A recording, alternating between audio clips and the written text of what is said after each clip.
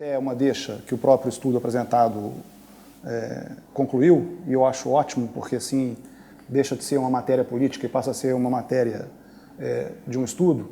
O que eu acho discutível é o conceito de FTA, né? Ou seja, pensem o que é FTA. FTA é free to air, quer dizer, num país onde de cada 10 pessoas, 8 assinam cabo, onde é que está o free to air aqui, né? Já deixou de ser há muito tempo. Portanto, eu acho que esse é o conceito discutível. E, nessa medida, os canais generalistas vivem sobre uma pressão muito grande, como o Luiz Proença disse, ou seja, e o Nuno Silva também. Nós perdemos fácil 10 pontos de cota nos últimos 6, 7 anos. E isso paga-se, e isso esmaga a indústria.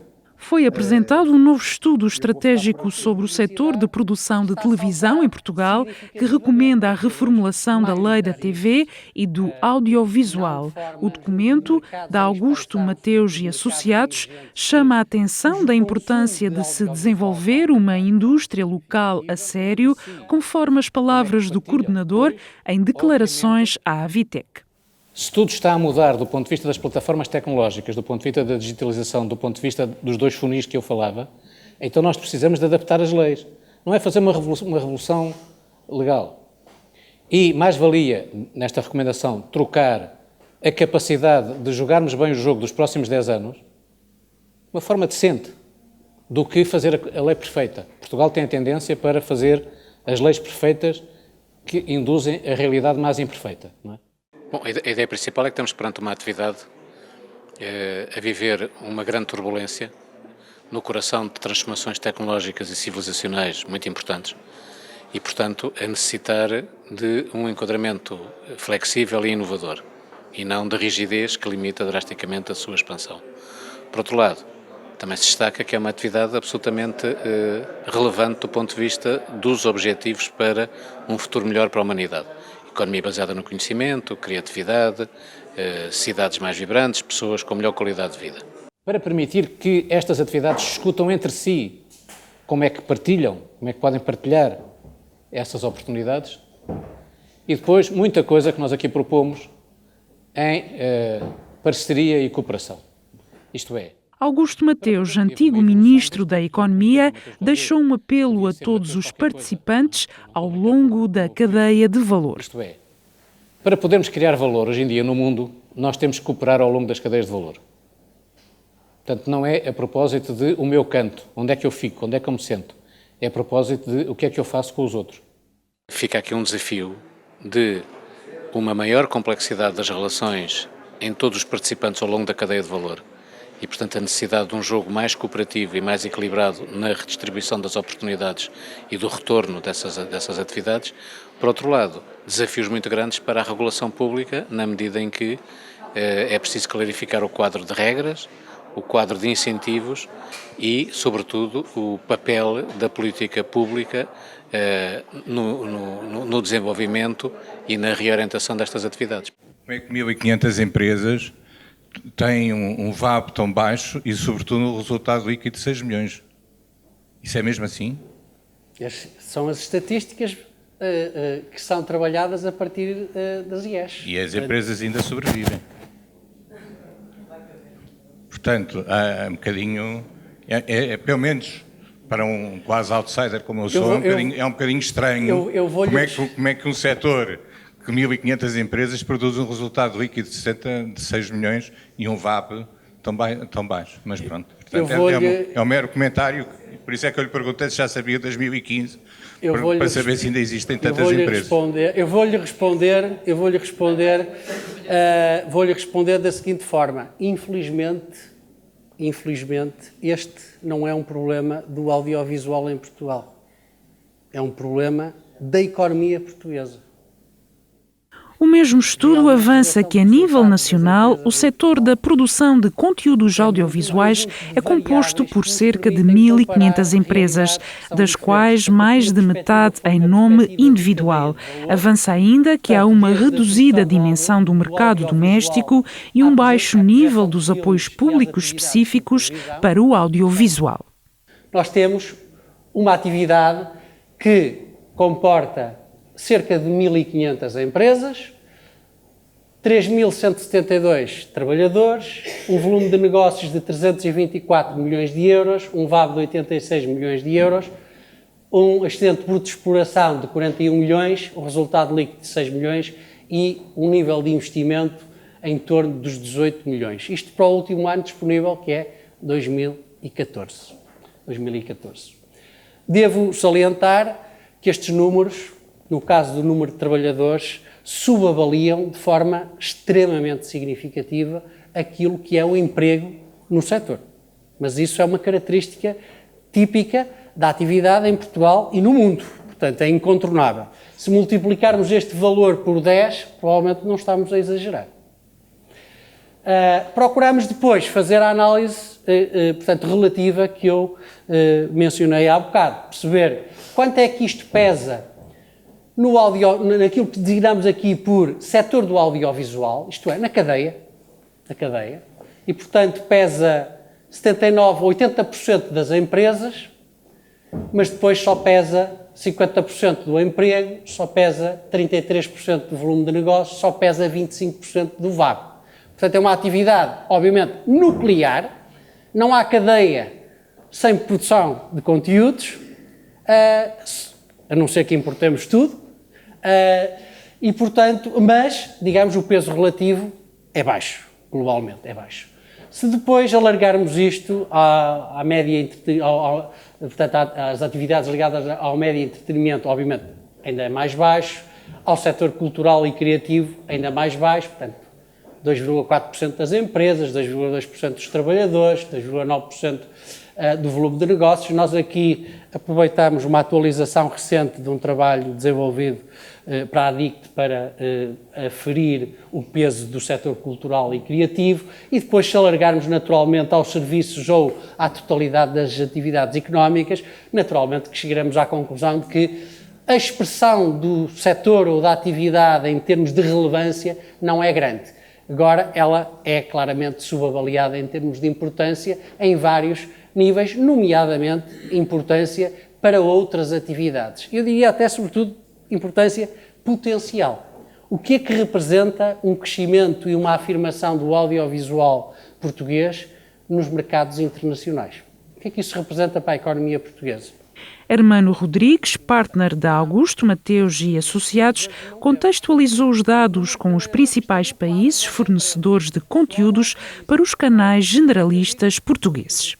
E, portanto, verificamos que países como a China, a Indonésia, a Índia, o Chile, a Argentina, etc., portanto, aquele núcleo de países portanto, que apresenta, que se encontra aqui sombreado, apresentou em ambos os períodos um ritmo de crescimento muito acelerado. Portanto, são claramente os países de maior dinâmica. Depois há aqui um conjunto de países entre os quais se situa, por exemplo, os Estados Unidos, obviamente, que é o player principal nesta área em termos mundiais, que apresenta uma dinâmica mais próxima das médias, diria assim. E, sobretudo, podemos enquadrar aqui o posicionamento de Portugal, que é um mercado que, no quadro global, está claramente entre os mercados que apresentaram, digamos, um pior comportamento em ambos os períodos. Portanto, reparem que está no quadrante esquerdo inferior. E nestes 20 anos achámos que era a altura de saber, de facto, quantos somos, o que valemos, para onde vamos, sobretudo para onde queremos ir e também para onde não queremos ir. E daí, julgo que o período da tarde nos trará, com este estudo, uma visão interessantíssima sobre qual é o futuro, porque é para ele que temos que olhar. A apresentação do Estudo Estratégico Produção de Conteúdos Audiovisuais em Portugal serviu de pretexto para reunir agentes do setor no Centro Cultural de Belém, em Lisboa, no âmbito do 3º Encontro de Produtores Independentes de Televisão, promovido pela APIT. A conclusão principal que eu retiro daqui é que, na generalidade, estamos todos de acordo no sentido que é necessário uma estratégia nacional para o audiovisual. Estratégia essa que passa por políticas públicas, obviamente, e que passa por um reconhecimento da necessidade de internacionalização dos nossos conteúdos. Portanto, se eu tivesse que concluir isto, é trabalhar para internacionalizar, com ajudas e com incentivos e com políticas integradas para o audiovisual. Basicamente, há aqui um nível de produção de conteúdos que está bastante articulado com a criação, com a propriedade intelectual, com tudo o que é a montante essencial para haver conteúdos que possam ser fruídos pelos consumidores e, obviamente, a defesa daquilo que é a diversidade dentro da cadeia de valor para poder chegar a conteúdos mais qualificados, a melhor preço, mais próximos da vida dos consumidores. Portanto, basicamente, é esse o interesse de juntar pessoas diversas numa lógica em que ficou claro que elas são forçadas, de alguma maneira, no seu próprio interesse, a colaborarem entre elas ao longo de uma vasta cadeia de valor. Em 2013 e o segundo em 2015. E, portanto, pela lógica, teríamos este terceiro encontro em 2017. Acontece que, na verdade, cá estamos reunidos para o terceiro encontro de produtores independentes, porque há coisas que não estão sujeitas à alternância dos anos e há datas para comemorar. E, de facto, a APIT este ano celebra os 20 anos e considerámos que era uma boa altura de não evitar, mas sim considerar este ano o ano do encontro dos produtores independentes, a reunirmos e assinalar o feito de existirmos há 2 décadas. Entretanto, Susana Gato refere que esta terceira edição só estava prevista a acontecer em 2017, mas o 20º aniversário da Associação de Produtores Independentes de Televisão fez antecipar o encontro. Este encontro, como todas as iniciativas que a APIT faz, são pensadas para vocês, para responder às vossas necessidades, dificuldades, ansiedades, e daí este meu primeiro agradecimento. Vocês são a razão de ser de tudo isto. Representa um trabalho muito, para mim, muito gratificante, no sentido de defender os direitos e interesses dos produtores independentes, mas o objetivo, para já principal, eu acho que significam a criação de um tecido empresarial um bocadinho mais consistente. Durante muito tempo, ou durante algum tempo, houve aqui uma entrada e saídas de produtores que nasciam e desapareciam, e nos últimos anos eu tenho sentido uma consolidação das empresas que existem. E se elas forem só 20 ou 23, mas forem consistentes, o setor será seguramente muito mais forte. Eu acho que a APIT contribuiu nestes 20 anos para conseguir construir isso, e só por isso já valeram seguramente a pena. Como eu disse, os encontros eram de 2 em 2 anos, portanto 2013, 2015 deveríamos estar só em 2017 a fazer o terceiro, portanto como fizemos em 2016, o próximo encontro será em 2018, mas seguramente que em 2017 teremos outras iniciativas também bem interessantes, estou certa disso. É por isso que é um bom encontro, não é? Às vezes 2 encontros anuais, nenhum é bom, e 2 em 2 anos é melhor. Isso depende muito da experiência das pessoas, da forma como elas funcionam. O que não faz sentido é encontros por encontros, não é? Desde que os encontros sejam bons e produtivos, todos. Sabemos que investir em séries no prime time nos dá muito menos audiência do que se tivéssemos uma telenovela. Agora, é aqui que nós dizemos que o posicionamento da RTP é diferente, quando nós não trabalhamos para estritamente aquilo que a maioria das pessoas quer ver. Nós trabalhamos para a rede de minorias e trabalhamos sobretudo também, e está aqui o setor, com uma parte que deve contribuir para o desenvolvimento do setor audiovisual, nomeadamente a produção independente. E, portanto, obviamente, quando investimos numa política de séries, temos que o fazer de forma estrutural e consistente. Agora, estamos a fazê-lo a preços 10 vezes inferiores ao preço médio de uma série europeia. O terceiro encontro de produtores independentes de televisão foi transmitido em direto através dos canais da Vitec, fazendo chegar as questões a muitos outros agentes do setor e público em geral.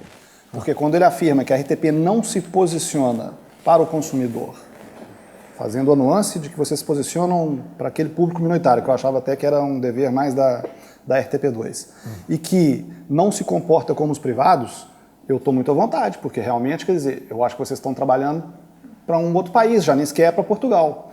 Você citou o Borgen, podia ter citado o Príncipe, que foi uma série espanhola, que foi emitida na RTP2 ao mesmo tempo que as séries nacionais da RTP e que tinha mais audiência. Ou seja, eu acho que alguma coisa está falhando. Eu não quero dizer que vocês não tenham que seguir esse caminho, porque eu acho louvável, eu acho que o caminho se faz caminhando. Agora, quando você tem um produto internacional, num canal absolutamente minoritário como a RTP2, fazendo mais audiências, uma lata, repito, do que uma série de produção nacional, eu acho que alguma coisa está correndo mal. Ou alguma coisa está mudando. Citando aqui em brasileiro no original.